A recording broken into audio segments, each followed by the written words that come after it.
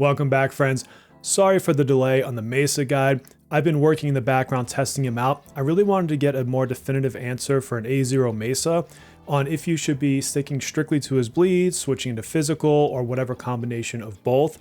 And so I've been going nonstop on this guild boss, different rotations, different, personas brought with me, all sorts of different things. And I want to show you what that looks like so you can see real numbers put behind this. In general content, it doesn't matter. Go have fun. You should be able to auto battle basically anything else, and you can have all sorts of mistakes and unperfect rotations, and it would be fine. So I'm showing you in the content where it makes the most sense to show you. And I'm going to walk you briefly through my teams. You're going to have some differences. It's fine. I've got an A0 Messa with his weapon, A0 Summer Tomoko with her weapon.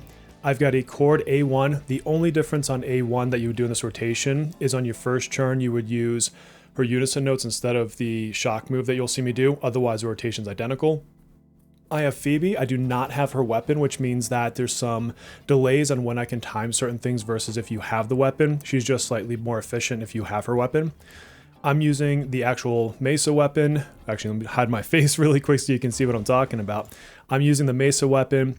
I'm using Chernobog, and Chernobog I'm just using for skill 1. Yanosek I will use at the end with Rakunda. In Jikokuten, I have Terakaja on him so that he can buff attack. That is the party. Let's dive in. And the first one I want to show you with is what if you are using his get to 10 stacks, switch his mask, and then use his physical attack. So I'll pop back in here so you can see my beautiful bald head. And everyone else, I'm going to use the identical rotation. Mostly is pretty much the most efficient way to do it. And I will not take offense if you fast forward through some of this. I guess you could kind of call this a mini guild boss guide of sorts. With the way my characters are built, I do have to use Chernobog to force some extra physical attacks as well, so I can get my highlights charged at the right time. But you'll see the same highlight rotations and everything throughout this fight. So it's a really pretty consistent fight setup, and it's the whether I'm using the physical aspect or the bleeding aspect that's really changing here. And I'll kind of walk you through when I do different things. This first round, what we're going to do is a physical round. So we'll actually switch mask stances, and see what kind of scores we can pump out by doing so. Cord does have the card set that allows your highlight to charge faster at the start of the battle. So just note that about her cards. For Tomoko, just check my guide. That'll give you what her cards are. Oh, and I should probably show you Messa's. Sorry, let me quickly show you Messa's cards. He has the Wisdom and Oppression set. And so for my personas, mostly I'm just going to swap between these two like you're seeing me do now. That's to keep the physical going, to keep the effects up, and then at the end you'll see me use Yanosek because I won't need to refresh Terakaja at the end.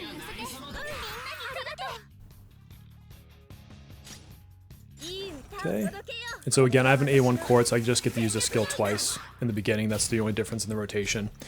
And now what I'm going to do is this is the version where I'm going to switch in and then use his skill 1. And so I use a couple bleed stacks, and so we're kind of testing, is that worth the loss of bleed?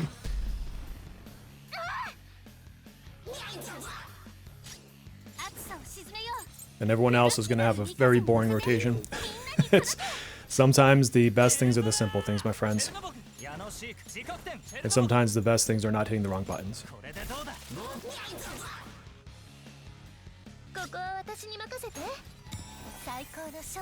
We're trying to time our skill 3s on Phoebe with damage windows, which is why you see me use it right there, right before I use Hechi Hook. You can time things slightly differently if you had her weapon towards the end, I believe, but I don't have it, so there you go.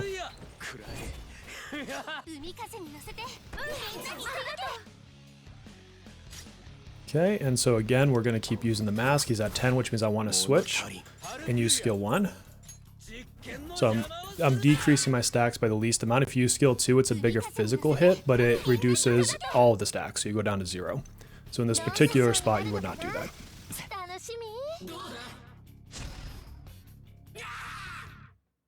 Okay, I'm going to use Wonder's highlight here.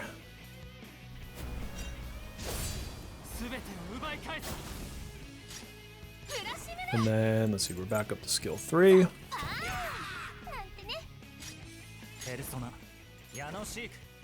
This will be our last Tower Kaja for the bite. The bite? Yeah, the battle. Apparently I'm hungry. I'm over here thinking about eating. We gotta reapply units and notes. And then we're at 8 stacks, and so in this situation you actually want to stay and use skill 1. That way you reapply the full bleed stacks.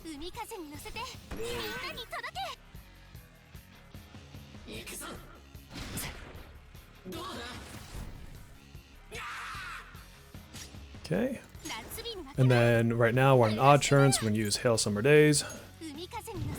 She's an awesome 2-3, 2-3, 2-3 kind of a person. Now because we don't... Oh, actually we have to go back to work, sorry. I'm thinking a turn ahead. We gotta reapply this. We're going to use skill 2 here. And we're going to prep ourselves for the final round, which is where we'll use skill 3.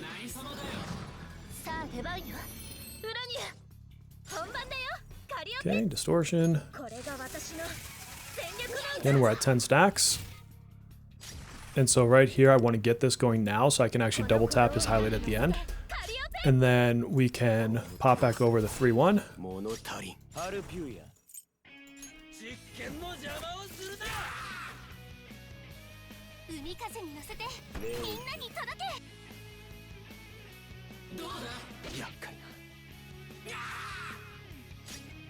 Alright, and then she's going to finish up with Sparkly Memories.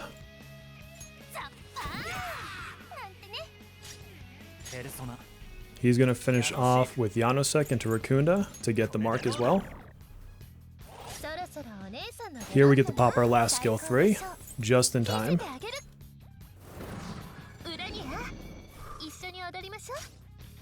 Final catchy hook.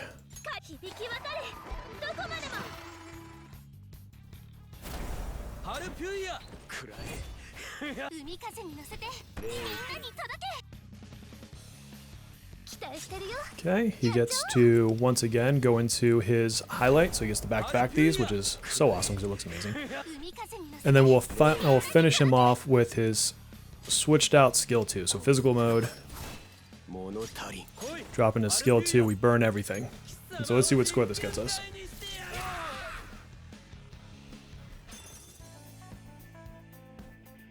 Alright, test 1.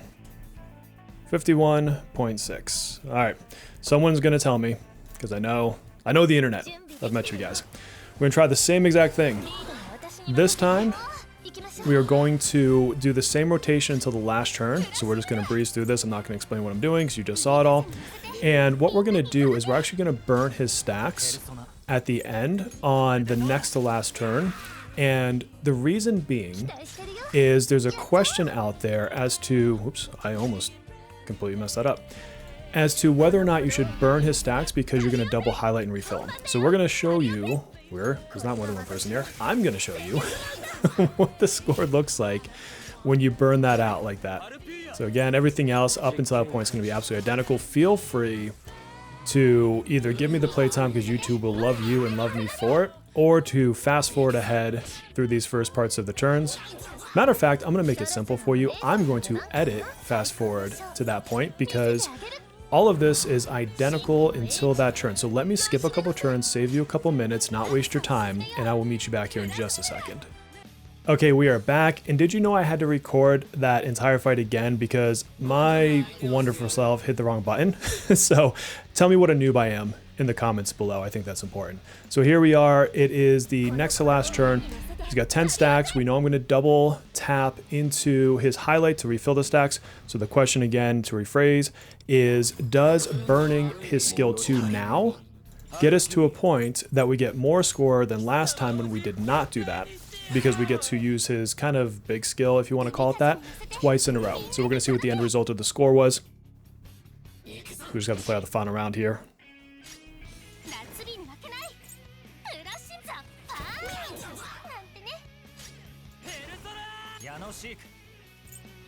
And again, everything else has been the same. No other differences in the rotation at all.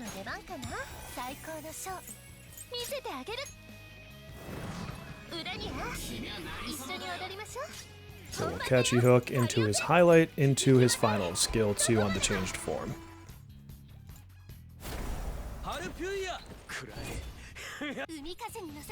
Fireworks. Okay. So this will give us, because we do the highlight, you get 5, so we're going to go right up to 10 again. We'll pop the final ability here. And remember, the last time, our last version of this fight, we got 51.6 million. So that's the marker we're looking to beat. And this time, we write this down, we got 47.5. So first of all, on the physical side, this goes to show that you do not want to burn a double skill 2 in a row like that, even though you're refilling your stacks, because the loss of bleed between that is actually detrimental to the score. So now, for the final part of this challenge, this one we'll actually play through. This time, we're going to capitalize on bleed stacks. So we're going to forget more or less that he has a physical mode. Now, our fun friends over here, Phoebe, highlight rotations, all that is identical, either way that you run this. So there's only so much variability you can do between those two. And you're basically buffing his physical and his bleeds by alternating those buffs that we're doing. And so there's nothing to really change there in this particular setup. And again, that makes for a much better kind of control, because you're far closer to an apples to apples comparison. So we're going to go right into Moonlit Scalpel. So round 1, identical no matter which way you want to run this, because there's not really another way to set this up. I mean, you could use different personas, but for me to get the highlights to line up and everything, I've got to use this patch of personas. Again, Phoebe, nothing's going to change on her rotation. Laura's going to select him as the target.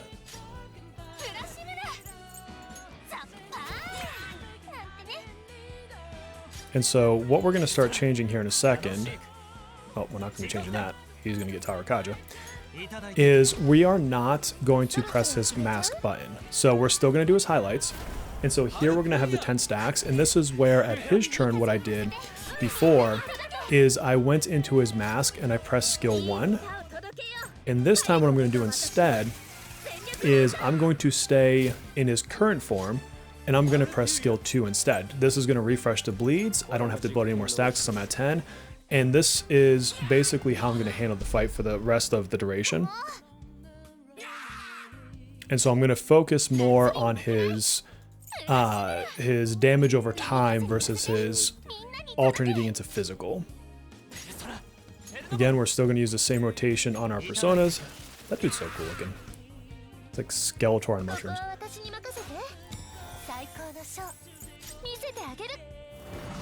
I wish there was a way that I could compare in fight, like what our damage is at a specific time. Like a running clock. Highlight it up again.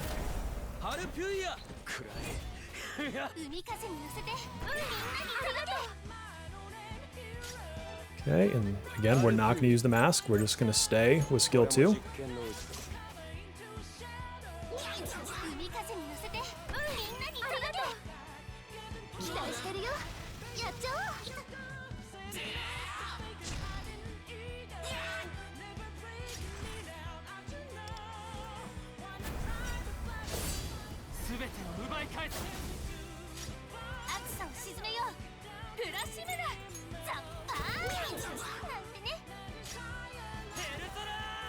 This is going to be our final Tarakaja for the match. And of course we need to reapply unison notes now.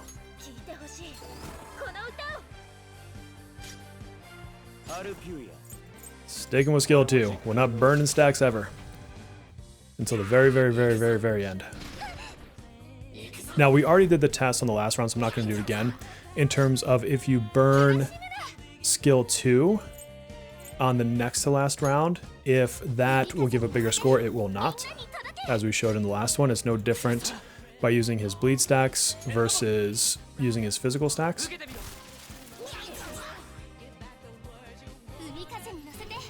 Fireworks. Alright, and so here we should be skill 2 now.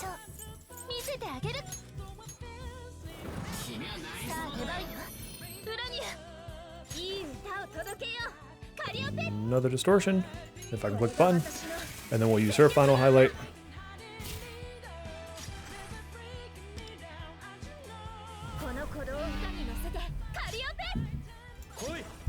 2.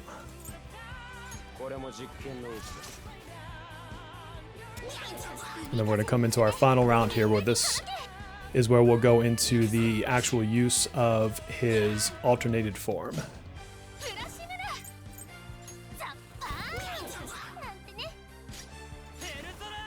So here we actually need Yanosek, who I just passed by. We've got our last skill 3. Of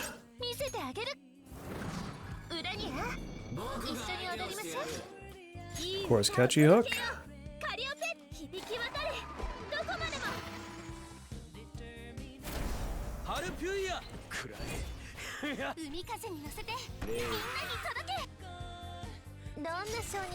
Alright, and of course we want to double tap that highlight.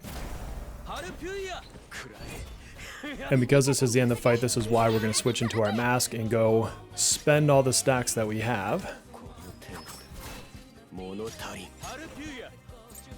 Remember, our highest score so far is 51.6 on this setup.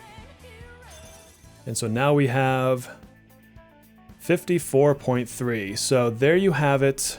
I'm writing this down so I can mark it later. In this fight, staying in the bleed mode for the majority of the fight is going to net you a better score using the same rotations for your supporting personas and supporting people. So if you are at a A0 level Mesa or using an A0 from perhaps a guildmate, then you're not going to want to be pushing into your physical all that often, except for to close out the fight when you need that last big bit of damage. Now this will be different at higher ranks of Mesa, more awakenings, because that's when it bumps up his physical more. I don't have those ranks, so I can't give you all the scenarios, but you can kind of see how to set up and test it, right? So if you've got them, have fun. You're going to get much bigger scores than what I just got right here. And until the guide, which I'll be working on, or our next video or live stream, my friends, please take care of yourselves.